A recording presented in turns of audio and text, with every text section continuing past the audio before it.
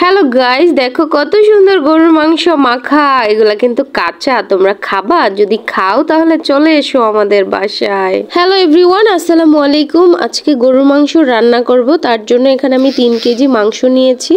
সুন্দর করে ধুয়ে পরিষ্কার করে এক পাতিল থেকে আরেক পাতিলে আমি পানিটা ছেঁকে নিয়েছি। তারপর তেজপাতা, এলাচ, দারচিনি, লবঙ্গ সবকিছু একসাথে দিয়ে দিলাম। এখন অনেকগুলো পেঁয়াজ কুচি আমি দিয়ে দিচ্ছি, কারণ আমি ভাবতেছি ভুনা করব। তাই এখন দিয়ে দিলাম পরিমাণ মতো লবণ আর দিয়ে দিলাম হলুদের গুঁড়া। তো আমি 3 চামচ হলুদের গুঁড়া দিয়ে দিচ্ছি, যেহেতু 3 কেজি মাংস। আর হাত দিয়ে অনেকটা লাল মরিচের গুঁড়া দিয়ে দিলাম। এখন দিয়ে দিলাম আদা রসুন পেস্ট। সব কিছু আজকে হাত দিয়ে দিচ্ছি। দেওয়ার পর দিব এখন তেল। তো এইভাবে আমি তেলটা ছিটিয়ে ছিটিয়ে দিচ্ছি চারপাশে। এভাবে 3 বার দিয়েছি, তারপর আরেকবার দিয়েছিলাম 4 বার। দিয়ে সুন্দর করে তেলটা দিয়ে এই যে মাংসটা আমি একদম মাখাচ্ছি নিজের হাতে ভালোবাসা দিয়ে।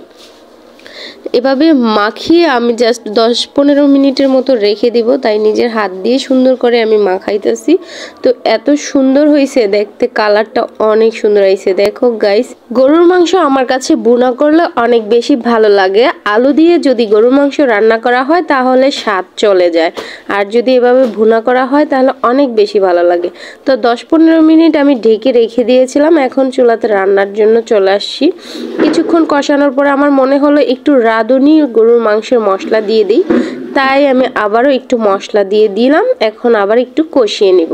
তো অনেকক্ষণ কষালাম, যেহেতু 3 কেজি গরুর মাংস অনেকগুলো দেখতে একদম কেমন লাগে, তাই আমার আম্মু বলল 2-3টা আলু দাও, তাহলে খেতেও ভালো লাগবে। আর আমার মেয়ে বেশিরভাগই আলু খেতে অনেক পছন্দ করে, তাই আমি 2টা আলু কেটে সুন্দর করে ধুয়ে পরিষ্কার করে দিয়ে দিলাম। দিয়ে একটু সুন্দর করে কষিয়ে নিলাম। আর এই দেখো গাইস, কত সুন্দর কষানো হয়েছে, দেখতেই খুব সুন্দর লাগতেছে, একদম মাখা মাখা। এরকম কষা মাংস খেতে কিন্তু অনেক ভালো লাগে। এখন দিয়ে দিলাম পরিমাণ মতো পানি, দিয়ে সুন্দর করে কিছুক্ষণ রান্না করে নিব। আমি কিন্তু অনেকক্ষণ সময় ধরে জাল করে নিয়েছি, ঝোলটা অনেকটা গাঢ় হয়ে গেছে। এক টুকরা মাংস উঠিয়ে দেখবো যে সিদ্ধ হয়েছে কিনা। অলরেডি সিদ্ধ হয়ে গেছে। এ পর্যায়ে আমি জিরার গুঁড়ি দিয়ে দিব। মাংস একদম সফট হয়ে গেছে, দেখো কত নরম হয়েছে। তো এখন আমি খুসনির সাহায্যে আমি জিরার গুঁড়ি দিয়ে দিচ্ছি। আজকে কোনো চামিচ ব্যবহার করতেছি না, যা করতেছি সবকিছু হাত দিয়ে করতেছি। তো জিরার গুঁড়ি দিয়ে আমি 5 মিনিটের মতো চুলায় এই মাংসটা জাল করলে এই ঝোলটা আরো গাঢ় হয়ে যাবে। সাইড দিয়ে যে ঝোলটা ভরে গেছে ছিটকে ছিটকে, ওগুলো আমি একটা ন্যাকড়ার সাহায্যে ভিজিয়ে সুন্দর করে পরিষ্কার করে নিলাম। আর এইদিকে মেয়েকে একটু খাইয়ে দিলাম, দেখলাম কত সফট হয়েছে, কারণ আমার মেয়ে সফট মাংস খেতে পছন্দ করে। এখন খাওয়ার পালা। তো আজকে তো চিকেন রোস্ট বানিয়েছিলাম, এখানে আমরা চিকেন রোস্ট বেড়ে নিয়েছি। তারপর পোলাও একটা প্লেটে বেড়ে নিয়েছি, আমরা সবাই একসাথে খাবো।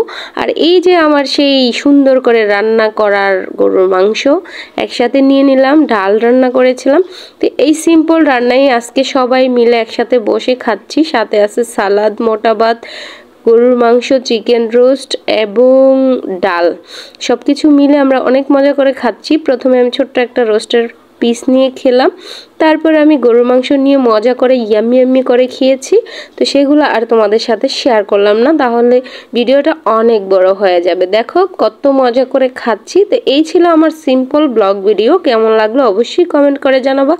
আর ভিডিও ভালো লাগলে অবশ্যই লাইক, কমেন্ট, শেয়ার করে দিবা। সবাই ভালো থাকবা, আমাদের জন্য দোয়া করবা। আল্লাহ হাফিজ।